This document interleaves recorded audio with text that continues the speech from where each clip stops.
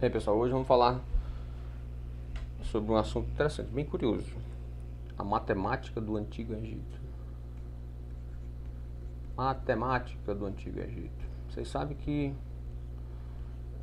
aquela escrita egípcia, né, os hieróglifos, ela só foi decifrada em 1700, a partir de 1799, né? Em 1799, quando Napoleão estava no Egito, um soldado francês desconfiou de uma pedra bem grande assim. Vou desenhar aqui mais ou menos a pedra aqui.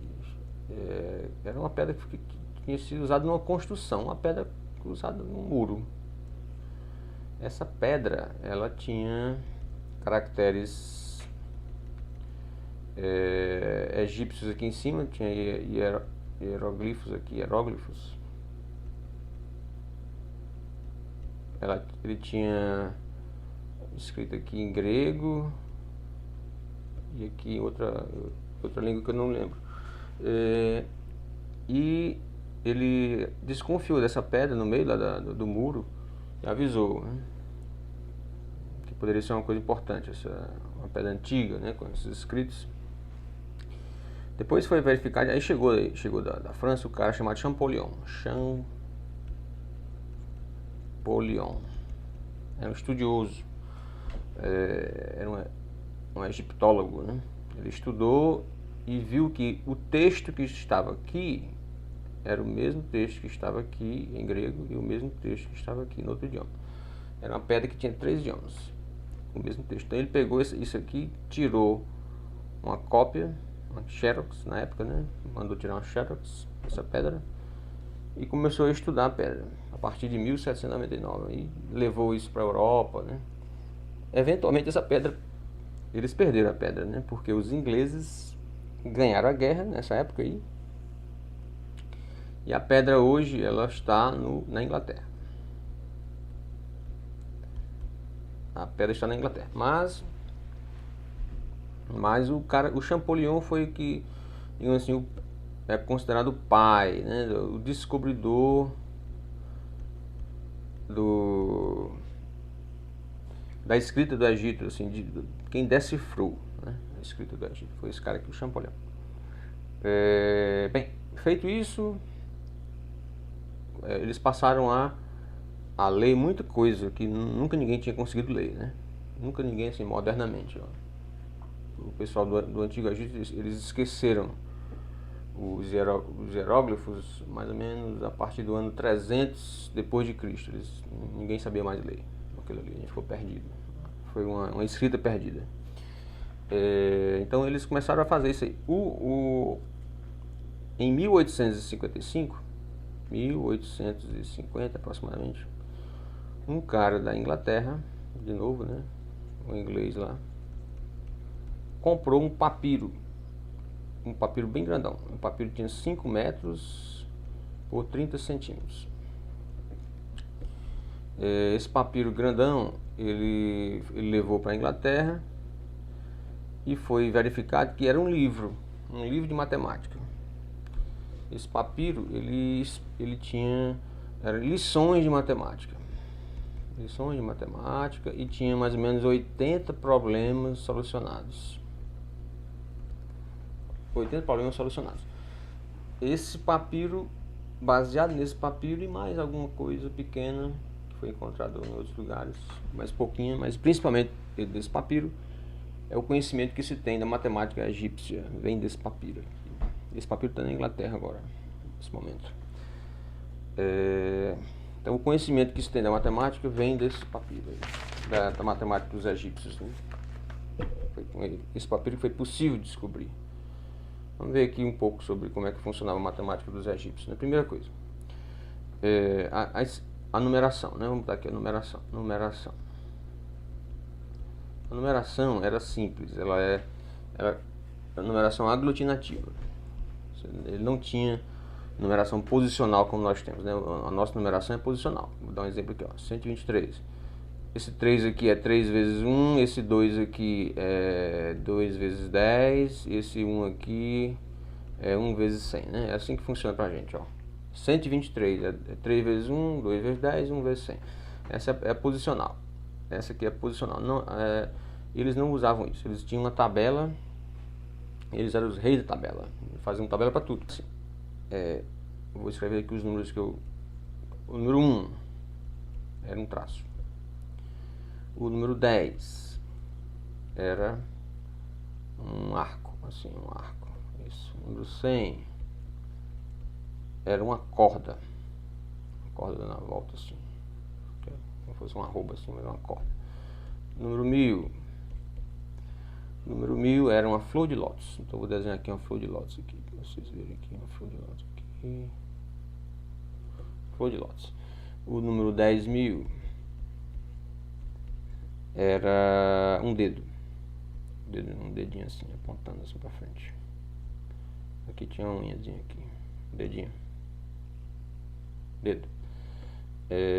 O número 100.000 era o sapo. Um sapo. Como é que desenha um sapo aqui? Meu Deus. Um sapo. Um sapo aqui. Isso era 100.000. E 1 milhão. 1 milhão era um homem com os braços levantados assim. Os dedinhos aqui. Eu só acho que era um deus aí, né? Um homem com os braços levantados. Então os números eram para escrever o número, os egípcios aglutinavam esses símbolos aqui, né? Esse número 123 seria assim, ó, uma corda. 123, não. O 20 aqui, ó, seria 2 vezes esse arco aí, 120 e 3 pontinhos, 3 tracinhos. Esse aqui seria o 123, né? E assim vai, eles aglutinavam. Poderia ser até 9, né? Se você imaginar que o cara fosse escrever 9.000, por exemplo, ele tem que escrever 9 florzinhas de lótus dessa aqui. 3.500, ó, 3.500 seria, faz uma florzinha de lótus aqui, 3.000, 1, 2, 3 e 500 seria 5 cordinhas dessa, né? Aqui eles às vezes fazem assim, uma em cima da outra, fica mais fácil, né? Para não ocupar espaço. Aí pronto, as cordinhas aqui. Isso aqui seria 3.500, essa aqui seria 123. 123, essa é a maneira como eles faziam números, aglutinavam os números. Então, essa maneira aqui, nós herdamos a nossa aqui dos hindus, né? É mais inteligente. Foi depois, mas isso aqui, lembre-se que são 3.500 anos, né? Isso foi escrito há 3.500 anos, há 4.500 anos a ideia, né? É muito tempo, eram gênios para escrever, para ter criado isso, né? E além do mais, vocês vão ver como é que eles faziam as operações matemáticas, né? Deixa eu falar aqui um pouco das frações, né?